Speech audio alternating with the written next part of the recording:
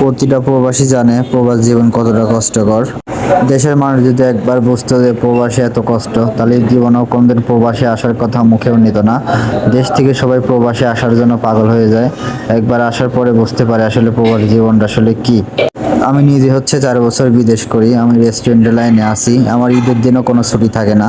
আমার মাসের 30 দিন ডিউটি হয়, এমনকি বছরে 12 মাসে আমার ডিউটি করতে হয়, আমার কোনো ছুটি থাকে না। এমনকি রেস্টুরেন্টে 11 ঘন্টা 12 ঘন্টা করে ডিউটি করতে হয়।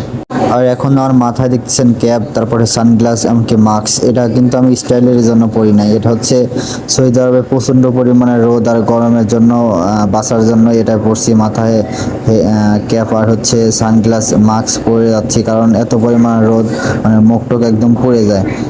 তারপরও আমাদের প্রবাসের মধ্যে আমার মনে হয় 99% প্রবাসী তার পরিবারের কাছে শেষ পর্যন্ত অবহেলিত হয়ে যায়। কারণ প্রবাসে যারা থাকে তারা কারো চাহিদাই শেষ করতে পারে না, মানে তারপর সবার কাছেই খারাপ হয়ে যায়। একটা ছেলে প্রবাসে যখন 4 লাখ 5 লাখ টাকা দিয়ে আসে ঋণের বোঝা মাথায় নিয়ে, তখন সে বাধ্য হয়ে এই প্রবাস জীবনে বছরের পর বছর থাকতে হয়। সে ইচ্ছা করলেও তার এই প্রবাস জীবন শেষ করতে পারে না।